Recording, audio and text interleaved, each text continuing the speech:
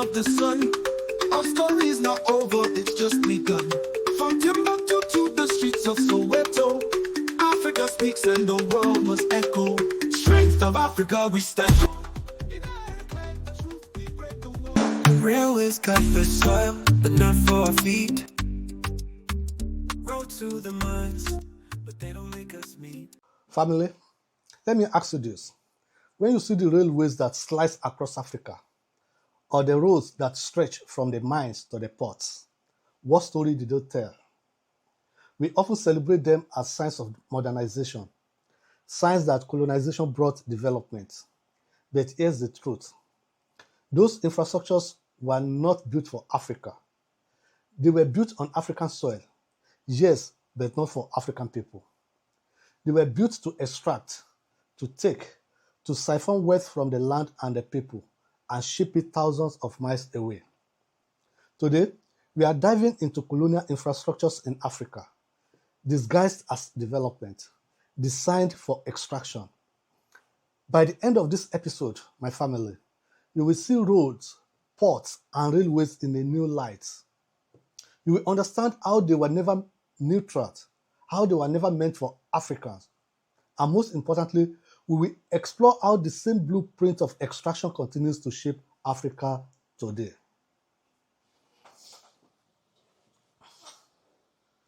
Good morning, good afternoon, and good evening, depending on where you are at this moment.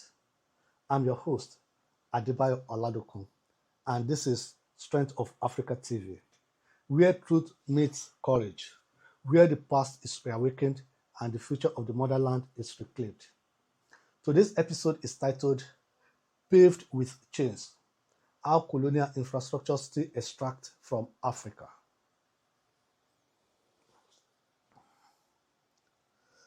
Let's start at the beginning. When European powers scrambled for Africa in the late 19th century, they were not looking to build interconnected nations. They were not trying to link African communities to each other. No, they built roads and railways that led from resource-rich interiors to the coastlines. Look at the Kenya-Uganda Railway. On paper, it was celebrated as the Lunatic Express, a triumph of engineering.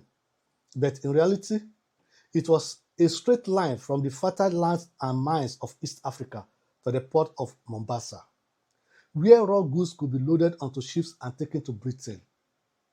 In the Congo, King Leopold's forces laid rail tracks, but not to connect Congolese towns. They built them so that rubber, ivory, and later copper could flow from the heart of the Congo to the Atlantic coast, directly into European factories. Notice the pattern? Infrastructure did not bind African communities together. It bound Africa to Europe. Take Ghana as an example. The British built cocoa roads, not to connect Ghanaians, but to ensure cocoa from Ashanti made its way swiftly to the ports of Takoradi and Accra. Even decades after independence, the cocoa roads still prioritized export over internal development. Or in Zambia, the copper belt was laced with rail lines that had one single purpose: copper to the coast, copper to Britain, copper to fuel industries abroad, while local towns remained disconnected from each other. Colonial logic was simple. The road or the rail was not for Africans, but for whatever could be taken out of Africa. It wasn't just about extraction. These infrastructures also served as tools of control. Railways and roads allowed colonial armies to move quickly, crush resistance, and transport forced laborers. In South Africa, for instance, rail networks carried African miners from rural reserves to the gold and diamond mines, and just as quickly shipped them back when their labor was no longer needed. Colonial ports like Dakar, Lagos, and Cape Town were not built to nurture local economies. They were choke points, controlled spaces where African wealth could be funneled out under European supervision. The infrastructures were militarized. Think about it. Every rail line Every bridge, every port was both a pipeline for resources and a fortress for power. Consider Sudan's railway system under the British. It was designed with military precision, connecting Khartoum to Port Sudan, so troops could stamp out uprising and cotton could be exported without delay. This wasn't about linking Sudanese society, it was about domination and exports. Or the Rhodesian railways, which stretched across present-day Zimbabwe and Zambia. They were not designed to allow Africans to travel freely. They were instruments to ensure minerals and agricultural produce reached the ports of Mozambique and South Africa. This is why, even after independence, many African nations inherited infrastructures that was not designed to help them thrive. Instead, they inherited skeletons of extraction systems. Now, let's fast forward. Did this pattern stop with independence? Sadly, no. The blueprint still lives. Today, mega infrastructure projects, highways, oil pipelines, and ports are still being built across Africa. But who benefits? Often it's not African citizens. Take pipelines in Nigeria. They carry crude oil straight from the Niger Delta to export terminals. Meanwhile, local communities live with oil spills, poverty, and violence. Yet, they still import refined fuel. Or, look at the new standard gauge railways in East Africa, financed largely by foreign loans. They too often connect inland resources to coastal ports for export, a 21st century replay of the 19th century design. Now, let's talk about Mauritania. This country hosts one of the most striking examples of colonial-style infrastructure in modern times, the Mauritania Railway, the snake of the desert. It stretches over 700 kilometers from the iron ore mines of Zourat all the way to the port city of Nouadhibou on the Atlantic coast.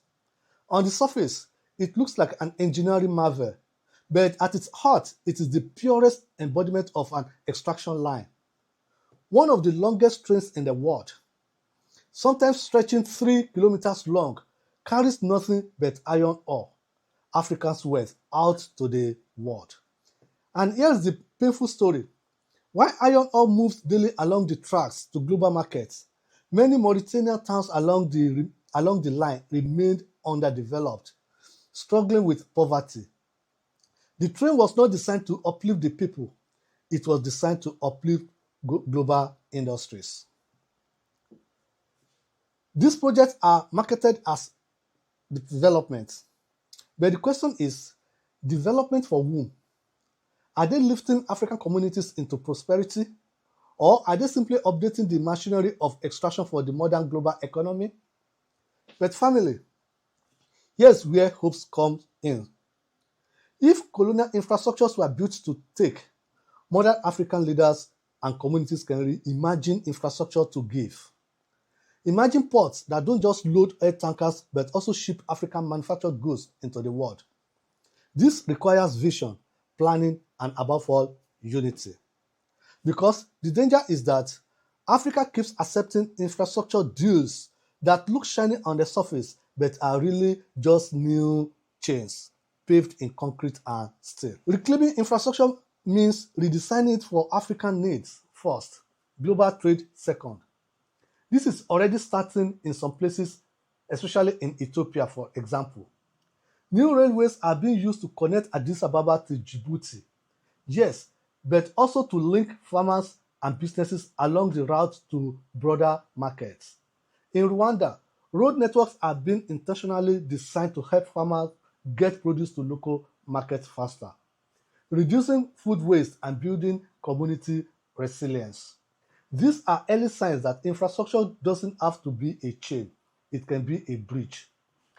So family, the next time you see a highway, a railway, or a port in Africa, ask yourself, was this built to connect Africans to each other? Or was it built to extract from Africa for someone else's benefits? Colonial infrastructures were never neutral. They were roads paved with chains, But chains can be broken and roads can be rebuilt. The future depends on whether Africa continues walking the old paths of extraction or dares to design a new map of liberation. Stay conscious, stay connected, and above all, stay rooted in Africa's truth. I still remain your host, Adebayo Oladokun, and this is Strength of Africa TV. If you found value in this conversation, subscribe to our YouTube channel. Follow us on Facebook, Instagram, Spotify, Apple Podcasts, and Deezer. Watch out for the next episode. You don't want to miss it. Until then, tell your own story, because Africa's future is written in African ink. Stay rooted, stay bold, stay African, and thank you for watching. See you in the next episode. Railways cut the soil, but not for our feet. Road to the mines, but they don't make us meet. Ports full of riches, ships sail away, leaving our people with dust where we stay.